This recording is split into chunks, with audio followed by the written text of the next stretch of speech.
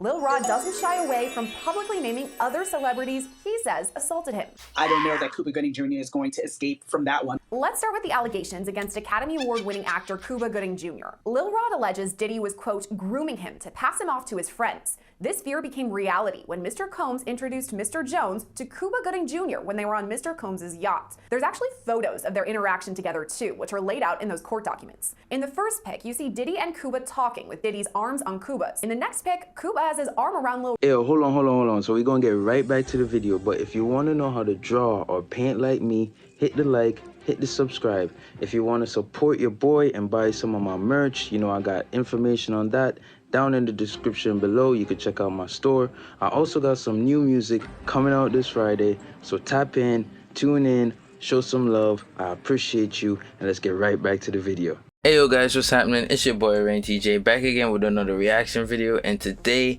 we going over your boy Diddy. Oh no, Diddy son. We're going over the list of everybody who's supposedly associated or affiliated with Diddy, with all this like allegations that are going on. So let's just get into the video and see what it's about. But before we do that, if you like the art to the side, you already know, hit the like, hit the subscribe. I'm an artist trying to push my art, and let's get into it. We're about to see something on the level of Epstein, Weinstein to the power of 10. From members of the royal family to Grammy and Academy Award winners, we're breaking down all the A-list celebrities named in court docs against P. Diddy, along with some startling accusations. I mean, first of all, that entire filing was just gasp-worthy. I'm not seeing a scenario where he can escape liability, criminal liability. He's been known for years as a renowned rapper, producer, and label executive who goes by the names P. Diddy, Puff Daddy, or his legal name Sean Combs. Whatever name you want to call him, he's no stranger to legal troubles. Just this week, both Diddy's homes in Miami and Los Angeles were raided by Homeland Security. According to former prosecutor Melba Pearson, they're likely looking for some specific evidence. The feds are doing raids at 3 different homes of P. Diddy, including his homes in California, in Florida, and in New York. And what I think they're looking for are videos. So basically, P. Diddy had a habit, allegedly based on told to us through the filings by Cassie Ventura. They have all said that he had a habit of liking to video either him abusing other people or forcing other people to abuse each other for his pleasure, and would record all of that. So I think those are some of the things that the feds are looking for. I think they're looking for other types of evidence to corroborate the statements that were made by Lil Rod, by Cassie Ventura, and the other people have come forward saying that he did abuse them. So they're looking for corroborating evidence and basically the building blocks to put together what will end up being a massive criminal case. So far, Diddy hasn't been arrested, but he has already faced his fair share of legal issues. Last year, Diddy's ex-girlfriend, Cassandra Ventura, who you probably know as singer Cassie, accused him of sex trafficking and sexual slavery. She alleged that Diddy raped her and beat her so severely that she was bruised. Cassie also alleged Diddy made her have sex with prostitutes and recorded it on video. She also says he forced her to carry a gun. Cassie sued him under New York's Adult Survivors Act and settled with Diddy outside of court just 1 day after the suit was filed. Joy Dickerson-Neal also filed suit against Diddy under the Adult Survivors Act, accusing him of drugging and sexually assaulting her back in 1991 when she was a college student at Syracuse University. Diddy was slammed with yet another lawsuit last month, this time brought on by music producer Rodney Jones, also known as Lil Rod. The 73-page lawsuit lays out dozens of allegations against Diddy, including that he forced Lil Rod to hire prostitutes and have sex with them. The court doc also claims Diddy himself assaulted Lil Rod, but that's not the only bombshell allegations revealed in the detailed documents.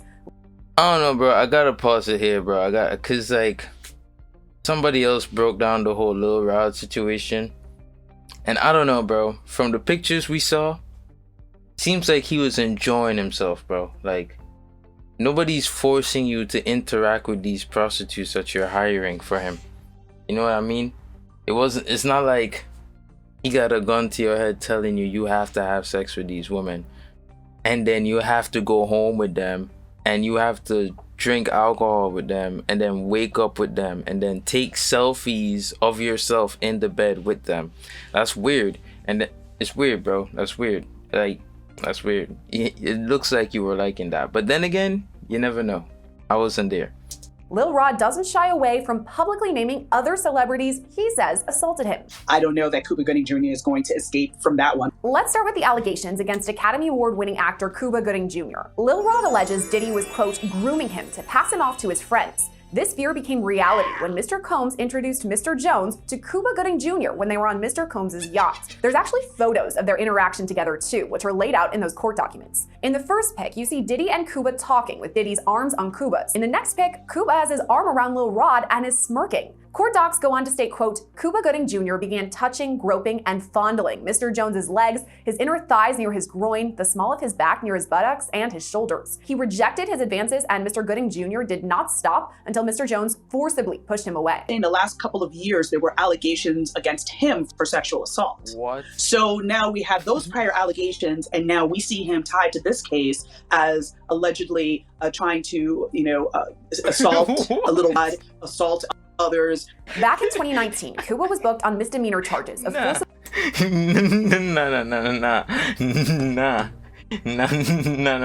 Nah. Why you look like this? Yo, you look mad guilty here, son. Assault a little lad, assault others. Back in 2019, Cuba was booked on misdemeanor charges of forcible touching and sexual abuse after he allegedly groped a woman in Times Square. What? By the next year, 3 women had come forward accusing him of non-consensual sexual touching. He eventually reached a deal with prosecutors that required 6 months of counseling but no jail time. I'm getting the feeling where there's smoke, there's fire, right? Because now we Right. have 2 different instances where you're accused of the same type of behavior, years apart.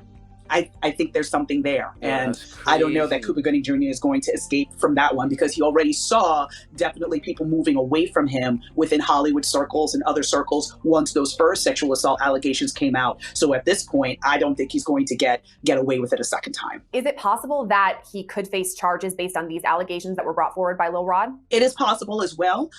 Again, we've got the statute of limitations issue to deal with. So depending on the time frame of when this happened is, again, the Adult Survivors Act, which was That's the vehicle where crazy. many of these lawsuits came out. Many of these civil suits, came out. There was a finite amount of time for those suits to be filed. Nah, son. Sorry for cutting again, but nah, this Diddy thing might be bigger than Epstein for real, bro. Like, this is crazy. Time frame is going to be very, very important. What witnesses come forward, because again, this may not be a situation where DNA may be at play. This may be more of a situation of, hey, yes, I was there and I recall, Cuba Gooding Jr., putting his hands on Lil Rod, or I, recall certain aspects. So it's going to be a very witness-intensive type of case. And the question is, will the witnesses be willing to come forward? Lil Rod's lawsuit also publicly named another celebrity linked to Diddy, Jennifer Lopez. From the standpoint of the names of the celebrities that were tied to this, the fact that Jennifer Lopez was tied to this back when she was involved in or party to a shooting at a nightclub when she was dating Diddy, and is now alleged to have brought the gun with her to the scene and gave it to Diddy, and that's how the shooting occurred. What? Lil Rod's team brings up J-Lo when establishing Diddy's history, writing his, quote, Rico enterprise has existed for at least 20 years, dating back to the 1999 nightclub shooting in NYC, when Mr. Combs required his then-girlfriend Jennifer Lopez to transport his illegal firearm into the NYC nightclub. The court docs allege Diddy forced his then-artist Shine to assume responsibility for the shooting of several individuals. All this happened back on December 27, 1999, when a fight broke out at a nightclub. Diddy, J-Lo, and rapper Shine were all there, and according to former rapper Mark Curry, Diddy paid Shine $1 million to take the fall for the shooting and serve a 10-year prison sentence. Lil Rod's lawsuit now suggests it was J-Lo who brought the gun. The fact that she is named as somebody who was carrying a weapon, could that be incriminating for Jennifer Lopez? Of course. It can be, but with a huge caveat, right? If I'm not mistaken, that shooting did not result in a death. I know that somebody was harmed, but I don't believe anyone was killed. Because of that, you have the statute of limitations to deal with, which is basically a prolonged amount of a certain amount of time that a prosecutor has to be able to bring charges against someone. And it varies from state to state, but the one thing is consistent is that there is no statute of limitations on murder.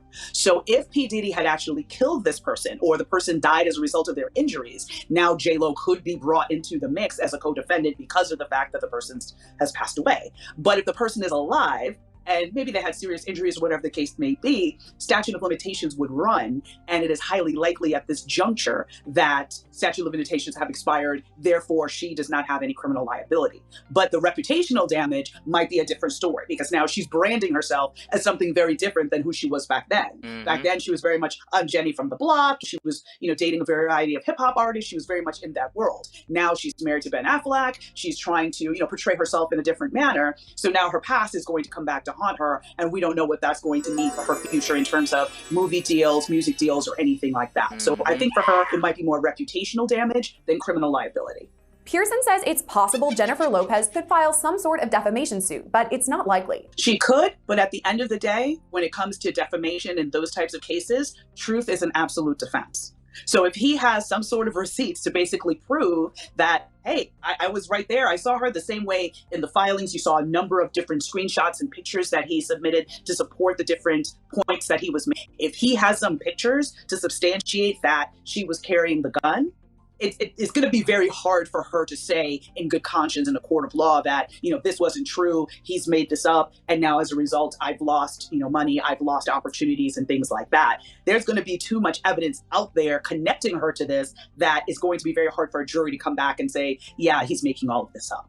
But it's not just artists that Lil Rod named either. He specifically mentioned Prince Harry, the Duke of Sussex, in his court documents. It reads in part, quote, Mr. Combs was known for throwing the best parties. Affiliation with and/or sponsorship of Mr. Combs' sex trafficking parties garnered legitimacy and access to political figures, artists, musicians, and international dignitaries like British Royal Prince Harry. Why even name Prince Harry? There's no allegations against him or anything, but why bring him up? I think it may have been a move to bring more credibility to the filing and say that, basically he being Diddy, was using his fame, fortune, and influence to insulate himself. So he was able to legitimize some of the activities he was doing by having these lavish parties, bringing all these A-list celebrities, but somewhere in a back room or somewhere in another wing, horrible things were happening. So the fact that Prince Harry was there does not necessarily mean he was participating in what was happening. And just because you were at a party doesn't mean you know what's happening in every inch of the house. I mean, if you think about it, if the party's being thrown in a mansion, there are various floors and wings. So it is completely possible that he was there and did not participate. Now, if you had said Prince Andrew, especially as a result of the allegations that came out in connection with the Epstein case, that they were close and that they traveled together, and there was a person that alleged that he had sexually assaulted her while she was underage, that would be a different story. But Prince Harry and the way that it was mentioned seemed to be very, again, just sort of trying to bring legitimacy and talk about these were the people that Diddy surrounded himself by to protect himself. Okay. So Prince Harry has no formal accusations against him, but the name association could cause damage to his reputation. It's possible that Prince Harry may be able to preserve his reputation. But again, just in light of everything him and the Duchess of Sussex, Meghan Markle, have been through, I truly really hope that, he's able to completely distance himself, maybe make a statement, because again, since he's... Look, my man losing all his hair, bro. My man is stressed out. My man is stressed out. He was not this stressed out, bro. That, he's able to completely distance himself, maybe make a statement, because again, since he's not necessarily under the umbrella of the royal family directly, so in other words, Buckingham Palace would not be releasing a statement on his behalf. It would be him releasing a statement and saying, yes, I went to X party, but no, I never engaged in any inappropriate behavior or other details that he may see fit to. Even this, sorry for cutting so much, but even this, like she just said, he no longer has the aid or protection of Buckingham. He's no longer, because she decided they should disown his heritage, disconnect their children from their lineage, from their history, from the entire side of their father's history. They're disconnected, bro, because she decided. That's crazy, bro. Crazy. Even if you're not gonna be the king, you 16th down the line, you still a part of the family. And then to come and cut your whole future off because of some girl you just met? Nah, bro. Nah, bro. That's literally like, alright, I'm gonna divorce my whole family for shorty and forget them, bro. Like, what? That anybody who could take you away from your family is not good, bro. I always thought that. Like, anybody who will come in your life and say, I'm better for you than your whole family, you should stop talking to your family and come stay with me and me alone. That person is not good, bro. Trust me, bro. There's a problem waiting to happen. To share. So that's going to be, we're going to have to wait and see on that one. But again, since it was such a minuscule mention in the greater context of this filing, he may be okay. Pearson compares Prince Harry's association with that of President Bill Clinton, who'd been seen with Jeffrey Epstein before his arrest. And there didn't seem to be much said around him actually engaging in activities, more that he was present at the parties. So I don't recall seeing a lot of fallout on the part of President Clinton from that association. Speaking of Epstein, Lil Rod's court docs draw a parallel between Diddy's alleged crimes and Jeffrey Epstein's.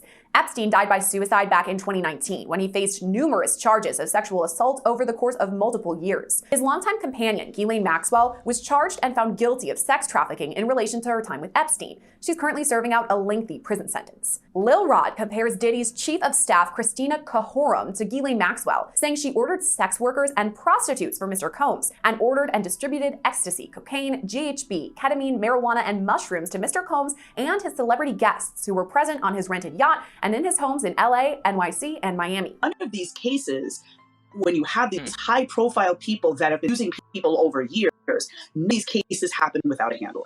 R. Kelly had a handler, Epstein had a handler, Weinstein had a handler. Everybody has, in those scenarios of those powerful people, powerful men that are abusing other people, they have someone that does their dirty work.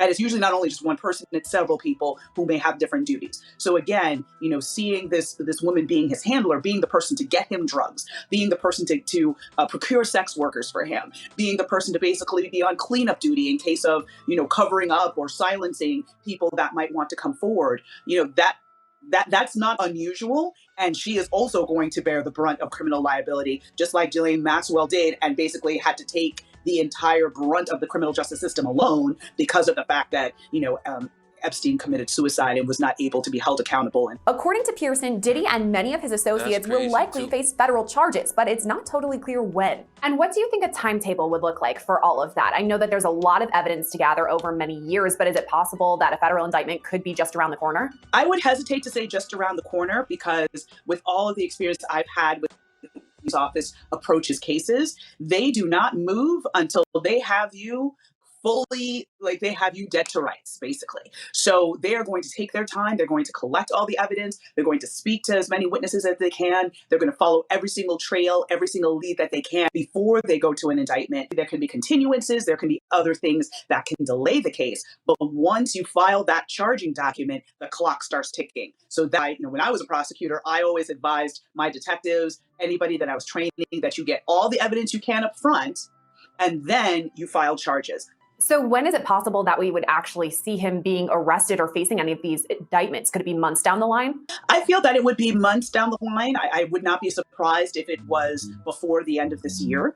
Because again, this is going to be a massive investigation involving at least 3 states, much as we saw in the Epstein case, where he was bringing underage girls to one of his islands in the Caribbean. And there have been some allegations of things happening on planes, things happening on trips. So there may be additional locations that may need to be searched and additional witnesses that may need to be spoken to in order to get a full picture for what charges would be appropriate and what would be the best path forward with this case. And it's possible Diddy serves a lengthy prison sentence for all this if he were to be convicted in criminal court. If this does happen, that P. Diddy is indicted. I know in R. Kelly, we saw quite a large sentence for him. What could P. Diddy be facing if he is convicted of eventual indictments? Yeah, well, it all depends on what charges are brought and how many counts of each charge is brought, right? Because for each charge is usually one victim or survivor attached to that charge. So if the U.S. Attorney's Office is able to pull together 15 survivors, right, and they're willing to come forward and testify, you may see 15 counts. So the question will be, if he's convicted, will all those counts run concurrently, meaning at the same time, or would they all be consecutive?